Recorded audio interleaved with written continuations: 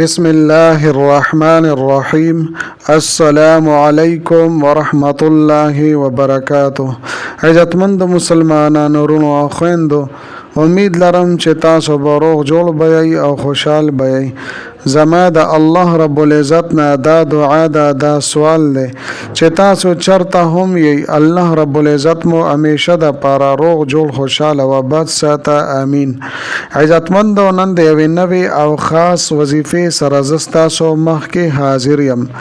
محترمو، نن درته د رمضان المبارک په دې بابرکته میاشت کې د سوره یاسین یوه ډیره خاص او ډیره عظیم الشانه وظیفه بیانوم.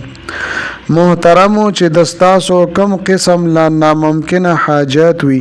ناممکنه خواهش وي، په دې رمضان المبارک کې د دې سورت یاسین دا عظیم الشان وظیفه لازمن تاسو وکړئ. الله جل شانه به د ستاسو دغه حاجات پوره کړي او څه قسمه مشکل او پریشانی وي، کریم رب درله دغه مشکل او دغه پریشانی ختم کړي. زما عزتمندو، د ویډیو شروع کېدو نه مخکې تاسو ټولو ناظرین او سامعین په خدمت کې دا درخواست دی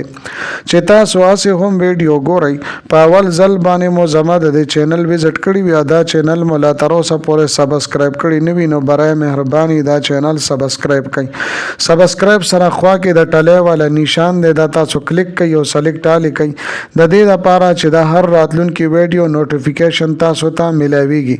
ځکه چې زما عزتمندو، په دې چینل کې زه تاسو ته هر قسم مستند وظایف راوړم.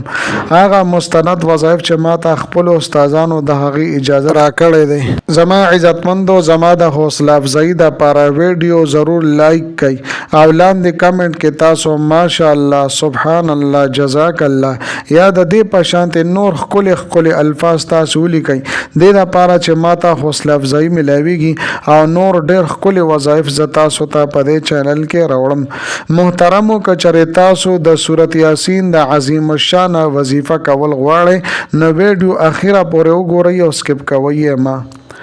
محترمو، که د ستاسو څه حاجات وي او هغه د ژوند کوم اړخ سره تعلق لري، که د رشتې حوالې سره وي، د کاروبار او د روزګار حوالې سره وي، د ژوند کوم مشکل مو وي، تکلیف مو وي، پریشانی مو وي، ان شاء الله تعالی الله جل شانه به دغه حاجات پوره کړي او دغه مشکلات به مو الله جل شانه ختم کړي. یا په چا باندې قرض وي، نو هغوی هم دا وظیفه کولی شي. الله جل شانه به د قرض ادا کولو د پاره غیبی اسباب برابر کی. یا د ستاسو یو حاجت ته او زوړ حاجت ته او لا تر اوسه پورې لا نه دی پوره شوی، نو دغه حاجت ته پوره کېدلو دپاره چې ناممکنه ولې نه وي، دا وظیفه تاسو کولی شئ. ان شاء الله تعالی 100% رزلټ په تاسو ته ملاویږي. لہذا د هر حاجت لپاره تاسو د سورت یاسین دا وظیفه په دې رمضان المبارک میاشت کې صرف یو پیره وکړئ، رب کائنات به د ستاسو تمام حاجات پوره کړي. محترمو، سورت یاسین هغه سورت مبارکه ده چې حدیث پاک کې راځي چې د هر یو سیز زړه وي، او دا سورت مبارکه د قرآن شریف زړه ده. او بیا نبی پاک صلی الله علیه و آله وسلم فرمایلی دي او دا تمنا او خواهش کړی دی چې زما زړه غواړي، زه دا غواړم چې دا سورت یاسین دی زما د هر یو امتی په زړه کې وي، یعنی زما د هر یو امتی دا سورت مبارکه یاد کړی وي. لہذا زما عزتمندو، که چاته په یادو باندې نه ورځي، هم نن دی دا شروع کی او یو یا نیم آیات یادی. داسې رز به لرې نه وي چې ټول سورت یاسین به ورته ان شاء الله تعالی په یادو باندې یاد وي. زما محترمو، سورت یاسین سره محبت ساتل دا د ایمان نښه ده، ځکه نبی پاک صلی الله علیه وسلم فرمایلی دي چې زما زړه دا غواړي چې دا د زما د هر امتی په زړه کې وي. او نبی پاک صلی الله علیه وسلم زما عزتمندو هغه پیغمبر دی چې هغه سردار د انبیاء کرام علیه الصلاۃ والسلام دی په هر حالت کې د خپل امت لپاره نفع او خیر خواهی لټولې ده زما عزتمندو د قیامت پر ورځ باندې هر یو پیغمبر به د خپل ځان په غم کې وي او دغه د خپل امت او فکر کوونکې پیغمبر محمد مصطفی محمد عربي صلی الله علیه و آله وسلم سره به د خپل امت فکر او غم وي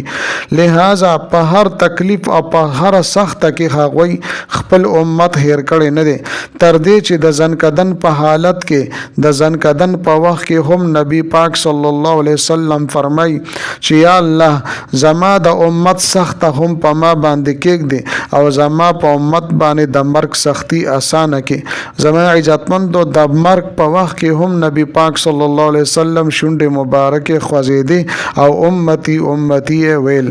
اوس زما عزتمندو اندازه ولګوي چې مونږ سره د خپل پیغمبر څومره محبت دی نو مونږ ته پکار ده چې مونږ هغه سره محبت وساتو لہذا چونکې نبی پاک صلی الله علیه وسلم د سورۃ یاسین سره محبت کړی دی او دا غوښتلې ده او تمنا کړی ده چې دا د زما د هر امتی پزړه کې وي نو پکار د زما عزتمندو چې مونږ ټول دا سورۃ مبارکه یاد کو زما عزتمندو دا حکم صرف د نارینه او د پاره نه دی بلکې زنانم کدا سورۃ مبارکه یاد کی نو هغه ته هم دومره ثواب او دومره اعزاز ملاويږي یا زما عزتمندو یو کس ته هغه کوشش کوي او یادې هو یادېږي ورته نه لیکن دې دا کوشش کوي چې دا زیات کم دا سعی کوي مهنت کوي د یادولو د پاره نو زما عزتمندو داسې کس ته الله جل شانه ډبل ثواب ورکوي یو د مشقت او د تکلیف ثواب او بل د یاداشت ثواب نو محترمو په دې رمضان المبارک میاشت کې د سورۃ یاسین دا خاص وظیفه صرف او صرف 3 ورځې وظیفه ده چې په کوم ورځ هم تاسو دا شروع کول غواړئ نو شروع کولی شئ بس صرف د یوې خبرې خیال ساتئ که د ورځې نه مو دا وظیفه وکړه نو په بله ورځ باندې به هم تاسو د ورځې نه دا وظیفه کوئ او که د نور پرېوتلو نه واخلې تر سهاره پورې یعنی د شپې نه تاسو دا وظیفه وکړه نو بیا به د شپې نه تاسو دا وظیفه کوئ عرض می داده زما عزتمندو چې په کومه ورځ هم تاسو دا وظیفه شروع کول غواړئ نو شروع کولی شئ خو دا و بیا روزانه 3 ورځې په مخه باندې تاسو جاری ساتئ اوس زما عزتمندو راځم وظیفې طرف ته مکمل ترتیب او طریقې کار ز تاسو ته بیانوم طریقې دا ده چې تاسو به او 10 شردامو کوي او قران شریف په تاسو را واخلي کوي په یادو درته یاد نوي او که چاته په یادو باندې یاد وي نو بیا قران شریف راغستو ته ضرورت نشته بس سورۃ یاسین به سر نه شروع کوي اعوذ بالله من الشیطان الرجیم بسم الله الرحمن الرحیم یاسین والقران الحکیم بس د سر نه به شروع کوي زما عزتمندو کچره تاسو وګورئ نو پدې کې لفظ مبین دا او پیری او ځای راغلی دی کله چې تاسو کم یو مبین لهم ورور سیگی نو او پیره به تاسو دې سره دا کلمات مبارکه وای چې تاسو ته په سکرین باندې هم ښکاری یا الله یا رحمان یا رحیم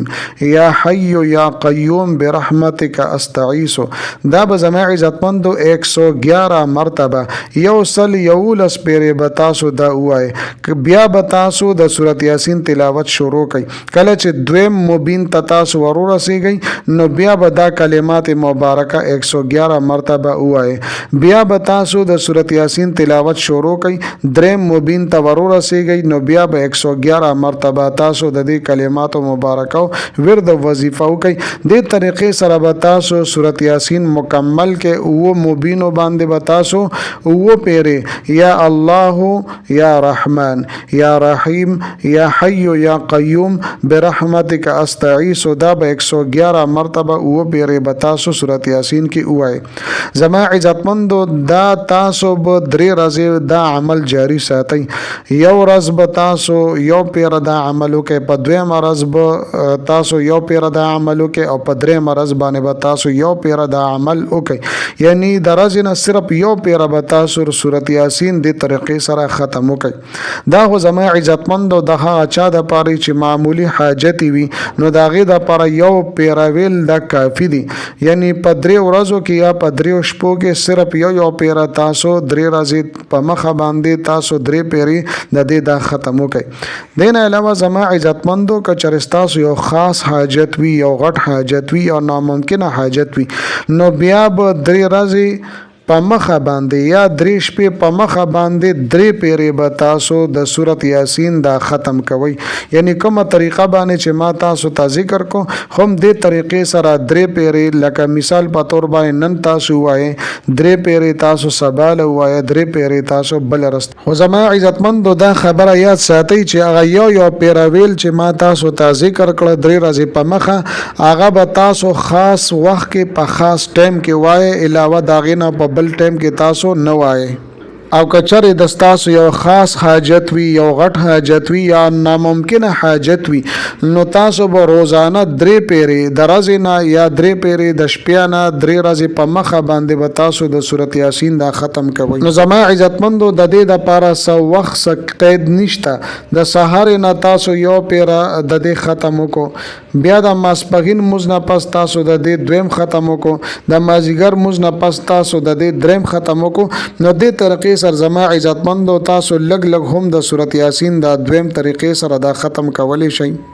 ان شاء الله تعالی الله جل شانه به دستاسو تمام حاجات او ناممکنه حاجات پوره کی تر دې پورې زما محترم یو زنانه ده د هغه اولاد نشته د مودور است شنډه ده او د هغه اولاد نه کیږي نو کاغه هم دا وظیفه وکي کریم رب نه دعا وغواړي نو ان شاء الله تعالی الله جل شانه ورته د اولاد د نعمت ور نصیب کی لہذا زما عزتمندو دا عمل په خپل هم کوي